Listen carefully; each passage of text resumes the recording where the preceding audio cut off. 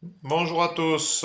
Donc, un petit exercice que je trouve particulièrement intéressant concernant une synthèse sur les fonctions affines. Pourquoi intéressant? Parce que c'est un exercice contextuel, c'est un cas concret et ça permet aussi de travailler les compétences chercher, raisonner et tout ce qui est modélisation. Alors, de quoi s'agit-il? Donc, on voit que pour gérer sa bibliothèque, une école décide d'acheter un logiciel. Mais il y a trois tarifs. Donc, un tarif A à 19 euros, tarif unique. Tarif B à 18 centimes par élève. Tarif C, 8 euros plus 5 centimes par élève. Donc, on a X qui désigne le nombre d'élèves. Et on demande laquelle de ces fonctions suivantes correspond au tarif C. Donc on a pour x, on associe 8 plus 5x. Pour x, on associe 8 plus 0,05x. Ou alors pour x, on associe 0,05 plus 8x. Donc sur un petit brouillon, je reprends l'énoncé. J'ai bien mon tarif A à 19 euros. Tarif B, 0,18 euros par élève. Et tarif C, 8 euros plus 0,05 euros par élève. Et on a posé l'inconnu, la variable en tout cas x, comme étant le nombre d'élèves. Donc on s'aperçoit assez rapidement que le tarif C correspond à la fonction 8 plus 0,05x. Donc ici c'est la même chose, c'est deux écritures différentes mais ça veut dire la même chose. Donc si je choisis la fonction f, eh bien, ça donne f de x égale 8 plus 0,05x. Maintenant, je vais traduire ça, les trois tarifs, sous forme de fonction. Donc, fonction, ça veut dire, donc c'est le nombre, dans ce cas-là, c'est le nombre d'élèves. Par rapport au nombre d'élèves, j'associe un prix. Donc, on voit que le tarif A, j'ai choisi par exemple la fonction G. Tarif A, c'est G de x égale 19, puisque quel que soit le nombre d'élèves, j'aurai toujours un prix à 19 euros. Donc là, on a une fonction constante. On va voir sur le graphique qu'est-ce que ça donne. Ici, nous avons le tarif B. Donc, j'ai choisi aussi une fonction h. H de x égale 0,18x. Et ici, nous avons le tarif C. Donc, on vient de voir à l'instant. F de x égale 0,05x plus 8. Oui, je l'ai mis dans ce sens parce qu'on a plus l'habitude de mettre ici les x en premier. Voilà. Et leur donner à l'origine après. Donc effectivement, là on a en fait au niveau des fonctions, on a trois types de fonctions. Là on a la fonction constante qui ne dépend pas de x en fait.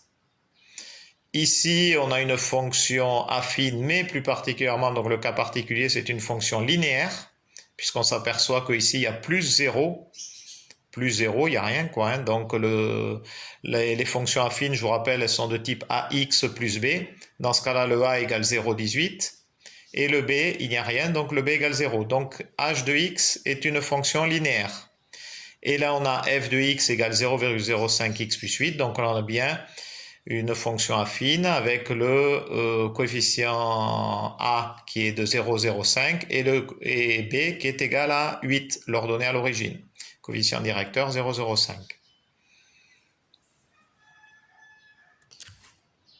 Alors, du point de vue graphique, qu'est-ce que ça donne? Donc là, je suis sur GeoGebra.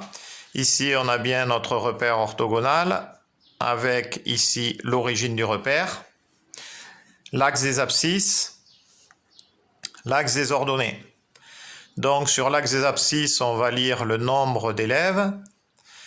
Et sur l'axe des ordonnées, on va lire donc le prix correspondant aux tarifs, aux différents tarifs.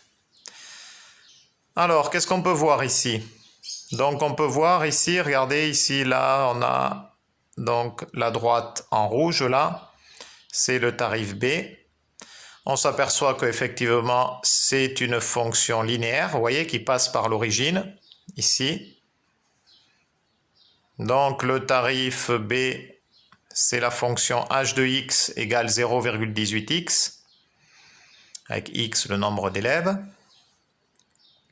Donc qu'est-ce qu'on voit ici? Ben, on voit qu'en fait cette fonction elle est inférieure aux autres jusqu'à ce point A.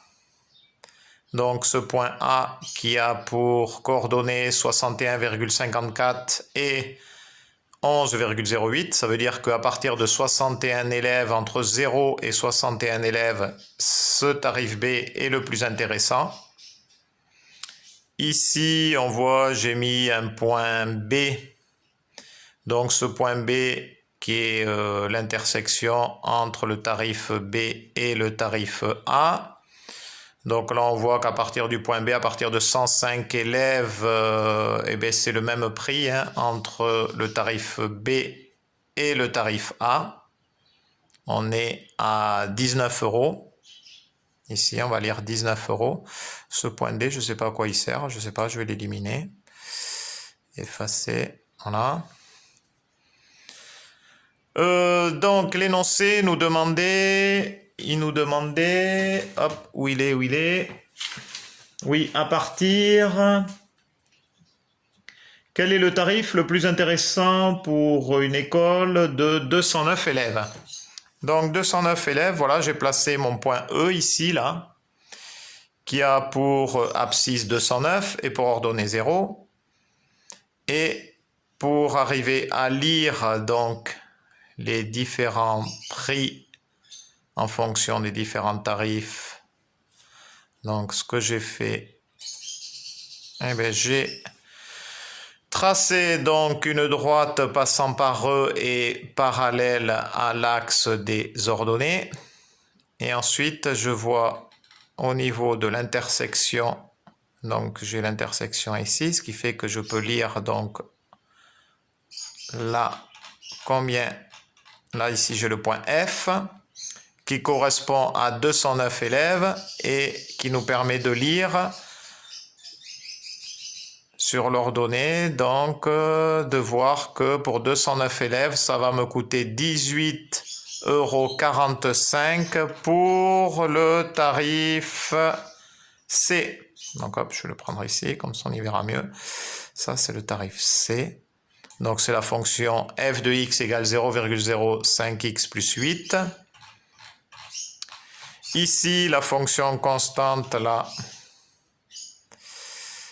hop, je vais reprendre ici, voilà, la petite étiquette, comme ça on verra mieux. Hop, voilà, ça c'est ma fonction constante. Voilà. Donc au niveau de la fonction constante, on est, tout ça change rien, on est toujours à 19 € puisque quel que soit le nombre d'élèves, on est à 19 €. Et ensuite, hop, on voit que pour le tarif B, ici, pour 19 élèves, donc c'est le point H là, eh bien on est à 37,62 €. Donc on voit bien que pour 209 élèves, l'école a tout intérêt à prendre le tarif C le moins cher. Donc elle devra payer 18,45 € pour 209 élèves. Alors qu'elle aurait dû payer, je vous le rappelle, donc comme ça on voit bien au niveau du graphique, elle aurait dû payer 37,62 € pour 209 élèves avec le tarif B. Oui, donc j'ai oublié de faire un petit rappel. Regardez, elle est intéressante, cette fonction. Donc, la fonction f de x du tarif C. Pourquoi? Parce que ça permet de faire un petit rappel. Il s'agit bien d'une fonction affine. Donc là, on a l'ordonnée. Vous voyez que ici, on a le petit b, donc l'ordonnée à l'origine, qui est bien égal à, si on se rapproche, hop, qui est bien égal à 8. Voilà, ici. Et le coefficient directeur. Donc, mais là, celui-là, il est assez petit quand même, comme coefficient directeur. Parce que si j'avance de 1, je monte de 0,05. Voilà. Donc, c'est bien le coefficient directeur de la droite qui représente la fonction f de x égale 0,05x plus 8. Donc ici, nous avons une fonction, donc ici, il y a l'ordonnée à l'origine, elle est là, hein, le 0, 0. Donc là, on a une fonction affine de type ax plus b. Ici, on a une fonction affine de type ax plus b, mais avec b égale 0. Donc, cas particulier, c'est une fonction linéaire. Et ici, on a bien une fonction constante. Donc, en fait, qui ne dépend pas de x, voilà, et qui est bien parallèle à l'axe des abscisses. Voilà, en fait, ce qui ne va pas tout à fait ici dans ce dessin, c'est que là, je devrais arrêter à 0. Ça ne devrait pas poursuivre ici. Alors, il y a moyen de le faire, mais ça va être un peu compliqué, là, de vous l'expliquer. On va éviter de se mélanger, hein. Donc, en fait, il faudrait plutôt que je mette comme ça, qu'on ne le voit pas là. Hop. Là, ça serait beaucoup mieux. Voilà, donc là, on a résolu le problème de manière graphique. Maintenant, il faut le résoudre de manière algébrique. Donc, voilà ce que ça donne. Pour le tarif A, G de 209 égale 19. Quel que soit le nombre d'élèves, ça sera toujours égal à 19. Pour le tarif B, H de 209 égale 0,18 fois 209 égale 37,62. Pour le tarif C, F de 209 égale 0,05 fois 209 plus 8 égale 18,45.